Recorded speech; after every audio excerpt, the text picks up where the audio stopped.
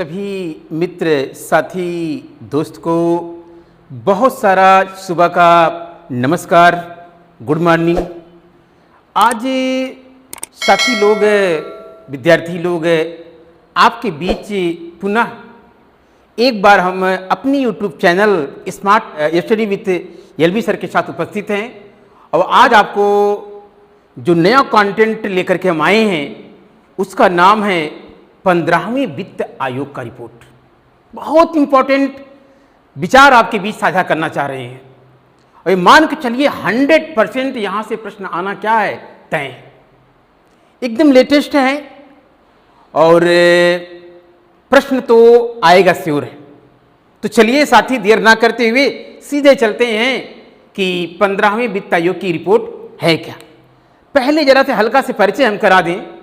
आप लोग जानते होंगे कि जो वित्त आयोग है वह एक संवैधानिक संस्थान है।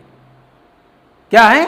संवैधानिक संस्था है वित्त आयोग, अर्थात अनुच्छेद 280 के अंतर्गत 280 के अंतर्गत बाकायदे भारतीय संविधान में वित्त आयोग का क्या है, उल्लेख है। अगर भारतीय संविधान में आर्टिकल 280 के तहत उल्लेख है तो निश्चित रूप से ये कहा जाएगा कि वित्त आयोग एक संवैधानिक संस्था है। अब प्रश्न ये निकल के आता है कि भारत में अब तक कितने वित्त आयोग का गठन हो चुका है। तो सबको पता होना चाहिए कि 15 वित्त आयोग का गठन हो चुका है। और बताते आपको चले कि पहला जो वित्त आयोग है उसका जो गठन था वो 1951 से शुरू हुआ और केसी नियोगी, क्या नाम है, केसी नियोगी पहले मतलब आप कह लीजिए कि वित्त आयोग के प्रथम वित्त आयोग के क्या थे, अध्यक्ष थे। यहां तक बात होने की बात, एक इंटरेस्ट फैक्ट और आप याद रखिएगा, वित्त आयोग का जो गठन होता है कौन करता है, तो याद रखिएगा वित्त आयोग का गठन देश के राष्ट्रपति करते हैं और कितने वर्षों के लिए करते हैं मित्र लोग, साथी लोग, 5 वर्ष। कितने वर्ष के लिए? 5 वर्ष। तो ये भी फैक्ट याद रखिएगा कि जो ये वित्त आयोग है, इस वित्त आयोग का जो गठन है उस गठन को आप लोग मतलब याद रखिएगा कि कौन करता है, देश का राष्ट्रपति करते हैं और कितने वर्ष के लिए करते हैं, 5 वर्ष। और अब तक टोटल कुल मिला जुला के 15 वित्त आयोग का गठन हो चुका है। तो आज आपके बीच हम 2000 जो मतलब कह लीजिए कि 15वां वित्त आयोग है, उस वित्त आयोग ने क्या रिपोर्ट अपना दिया है उसकी चर्चा हम आपके साथ करने चल रहे हैं। जरा देखिए कि है क्या 15 वित्त आयोग, क्या क्या अनुशंसा किया है, इन तमाम बातों की चर्चा आपके बीच करेंगे। अब समझिए आप लोग, प्रश्न जैसे आएगा उसी प्रकार से हम पढ़ाने की कोशिश कर रहे हैं ताकि आपको किसी प्रकार का प्रॉब्लम ना हो। चलिए, पहला जो प्रश्न बनेगा कि 15वें वित्त आयोग का जो गठन है वो कब किया गया। बहुत लोग खाली सिफारिश रख लेते हैं, काम चल जाता है। और कभी कभी क्या कहता है कि पूछता है गठन कब हुआ है, और गठन कौन करता है, देश का राष्ट्रपति करता है, पता आपको होना चाहिए। तो याद रखिएगा यहां पे अगर आता है 15वें वित्त आयोग का गठन कब किया गया है तो उत्तर निकल के आएगा 27 नवंबर 2017। कितना? 27 नवंबर 2017। और कौन करता है, देश का राष्ट्रपति। कौन करता है, देश का राष्ट्रपति। कुल मिला जुला के आप कह सकते हैं कि 15वें वित्त आयोग का गठन 27 नवंबर 2017 को देश के राष्ट्रपति के द्वारा हुआ। अब आगे दूसरा प्रश्न बनने की संभावना क्या बनेगा कि जो ये 15वां वित्त आयोग है उसका अध्यक्ष कौन है। तो पूर्व सांसद भी रह चुके हैं, तो याद रखिएगा श्री एन.के. सिंह। क्या नाम है, श्री एन.के. सिंह के अगुवाई में आप कह लीजिए कि 15वें वित्त आयोग का गठन हुआ है। किसके? श्री एन.के. सिंह। पूर्व सांसद भी रहे हुए हैं, बेहतरीन काम भी किया है और तभी जाके इतने बड़े पद पे आसीन हुए हैं श्री एन.के. सिंह। तो याद करिएगा साथी लोग, मित्र लोग की 15वें वित्त आयोग का अध्यक्ष कौन है, तो श्री एन.के. सिंह। अब चलिए, कभी कभी प्रश्न ऐसे दे देता है कि कि 15वें वित्त आयोग में कौन पूर्णकालिक सदस्य है और कौन मतलब अंशकालिक, या थोड़े समय के लिए जब जब आवश्यकता होती है उनको बुला लिया जाता है, इसे उन्हें नाम देते हैं क्या है, अंशकालिक। और जो हमेशा लगातार 5 वर्ष मतलब बने रहते हैं उन्हें हम लोग नाम क्या देंगे, पूर्णकालिक। तो ये भी आपको याद रखना पड़ेगा इस महत्वपूर्ण फैक्ट को कि जो वित्त आयोग होता है पूर्णकालिक सदस्य भी होते हैं और क्या होते हैं, अंशकालिक अथवा अल्पकालिक। तो जरा देखिए कि जो 15वां वित्त आयोग है, अध्यक्ष हो गए श्री एन के सिंह। गठन कब हुआ, 27 नवंबर 2017 को। और सदस्य देखिए श्री शक्तिकांत दास।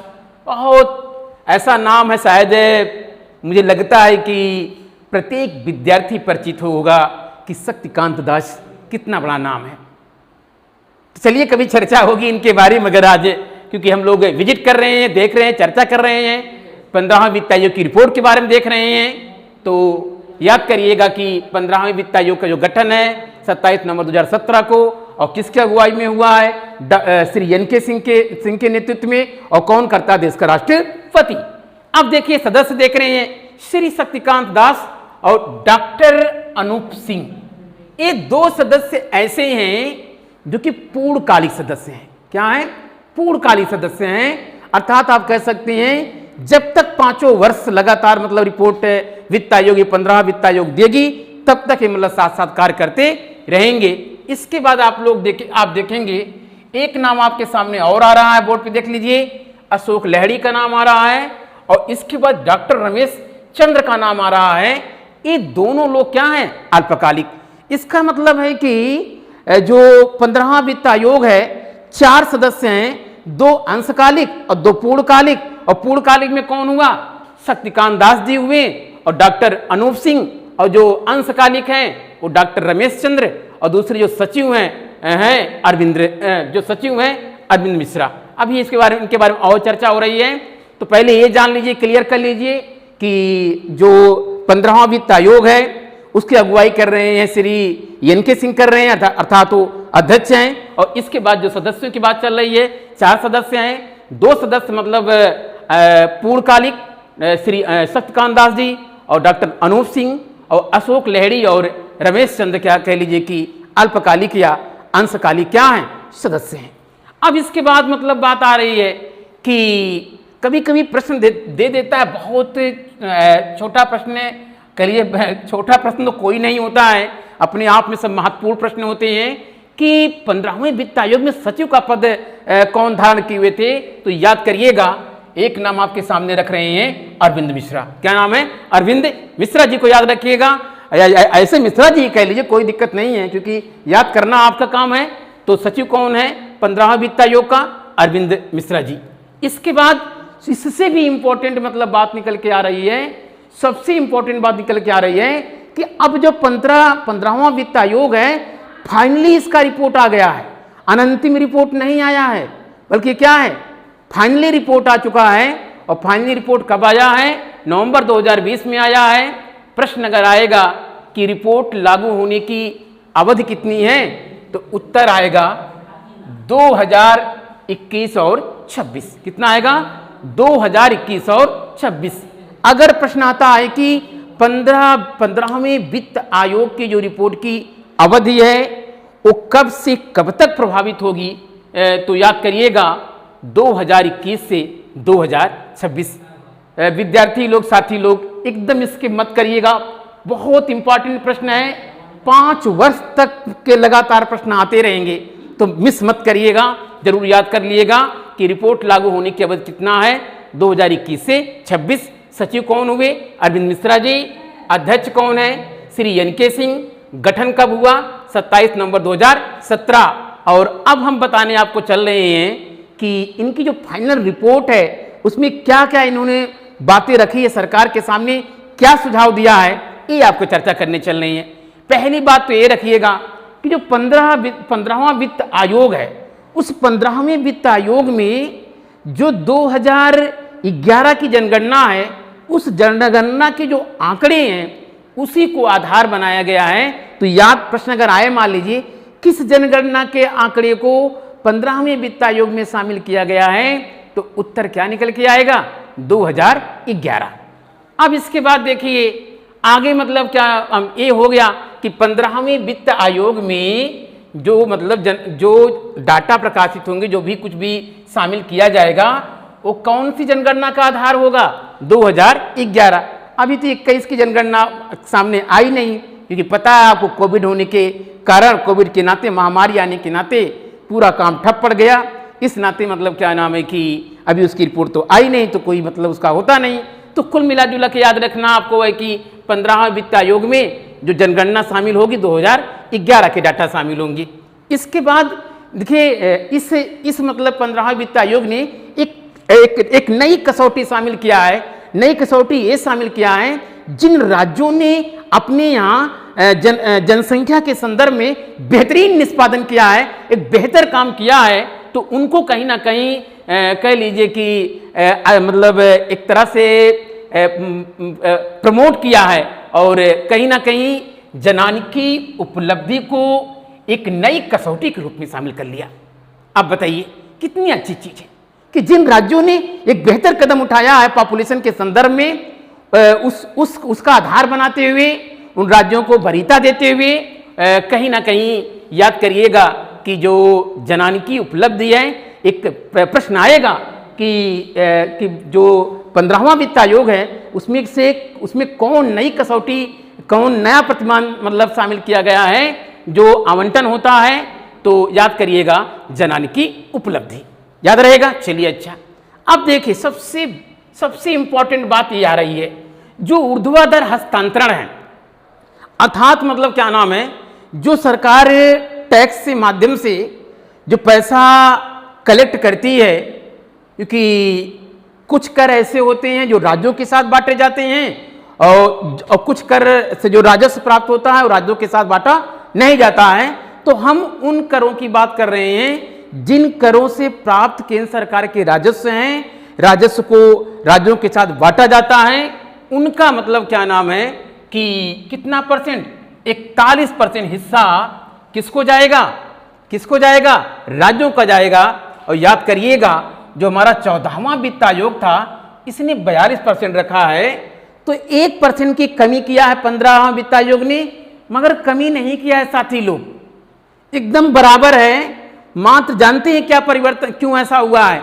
इसलिए ऐसा हुआ है, याद करिए कि 31 अक्टूबर 2019 को जब जम्मू कश्मीर को विशेष राज्य के दर्जा से दो मतलब अलग अलग केंद्र शासित प्रदेश मतलब बना दिया गए, उन्हीं दो केंद्र शासित प्रदेशों के स्पेशली विकास के लिए 1% का जो गैप देख रहे हैं, 1% उनके लिए रखा गया है। तो याद करिएगा, देखिए हमने साफ साफ लिख दिया है कि जो जम्मू कश्मीर का जो पुनर्गठन करके उसको जो केंद्र शासित प्रदेश जम्मू कश्मीर तथा लद्दाख के रूप में बांटा गया है, उससे जो उत्पन्न परिस्थिति है, अर्थात इन दो केंद्र शासित प्रदेशों के लिए विकास के लिए 1% मतलब क्या नाम है स्पेशल विशेष रूप से दिया गया है ताकि उनका विधिवत विकास हो सके। तो मगर प्रश्न अगर सिंपली आता है कि ऊर्ध्वाधर हस्तांतरण में जो केंद्र सरकार जो टैक्स के माध्यम से राजस्व मतलब प्राप्त करती है उसका कितना हिस्सा राज्यों का जाएगा, तो उत्तर क्या निकल के आएगा? 41% आएगा। अगर जम्मू कश्मीर और लद्दाख के लिए अगर कितना मतलब अलग से मतलब जो बात की गई है तो 1% याद रखिएगा। इसके बाद आप लोग देखेंगे कि एक बात और याद रखिएगा, देखिए सिफारिश किया 15वें वित्त आयोग का जो आकलन है कि अगले 5 साल में सकल कर राजस्व का 135.2 लाख करोड़ तक पहुंच जाएगा। इस बात को कहीं ना कहीं आपको याद रखना पड़ेगा। इसके बाद आपको ये भी याद रखना पड़ेगा कि जो मतलब 15वां वित्त आयोग है जिसका गठन 27 नवंबर 2017 को किया गया है, जिसकी रिपोर्ट लागू होने के बाद 2021 से 26 है, इसमें मतलब क्या नाम है कि 41% हिस्सेदारी के साथ है कुल कितना पैसा मिलेगा राज्यों को, तो याद करिएगा 42.2 लाख करोड़ मिलेंगे। इस बात को भी आपको याद रखना पड़ेगा। अब समझिए कि जो मतलब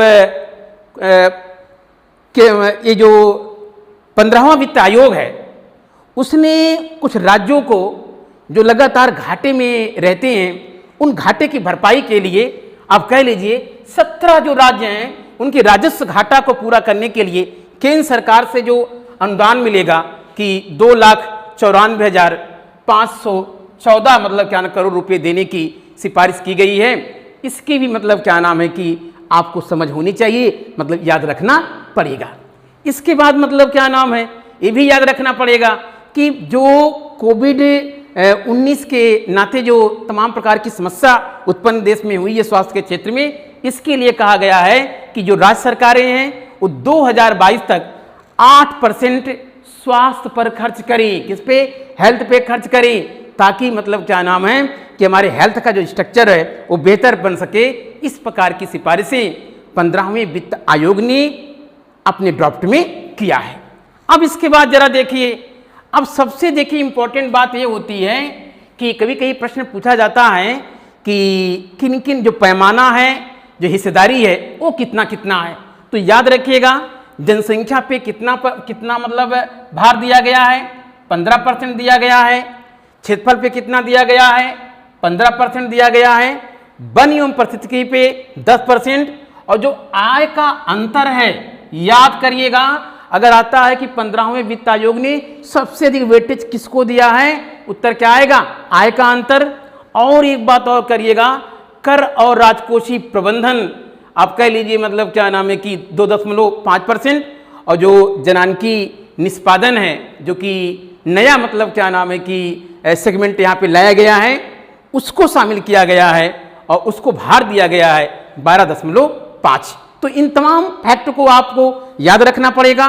तो हमने आपके सामने रखा कि 15 वित्त आयोग के बारे में पुनः एक बार दोहरा दे रहे हैं ताकि आपको याद हो जाए। याद करिएगा 15 वित्त आयोग का जो गठन है वो कब किया गया है? 27 नवंबर 2017 को।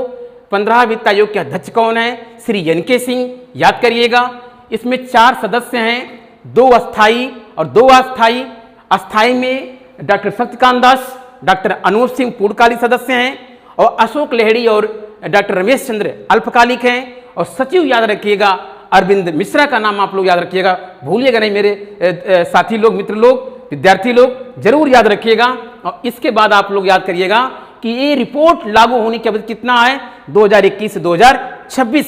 और आपको ये भी याद रखना पड़ेगा कि जो केंद्र सरकार के जो बांटने वाले जो कर से राजस्व प्राप्त होगा उसका 41% मतलब किसको जाएगा? राज्यों का जाएगा।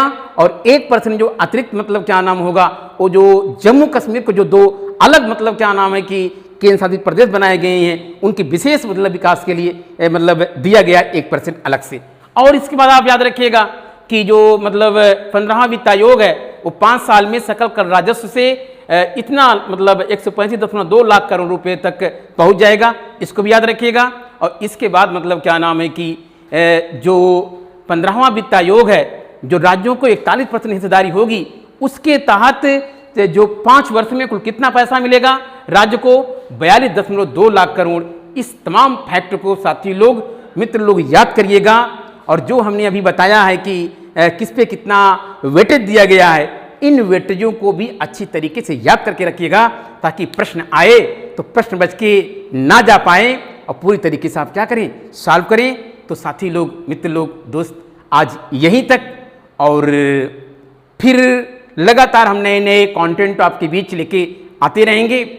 मगर साथी, मित्र, दोस्त, विद्यार्थी, आपसे निवेदन यही है कि समय बहुत बहुमूल्य है, समय का इज्जत करिए और समय आपको कई गुना वापस आपको मतलब क्या नाम है कि कह लीजिए कि पहुंचाएगी।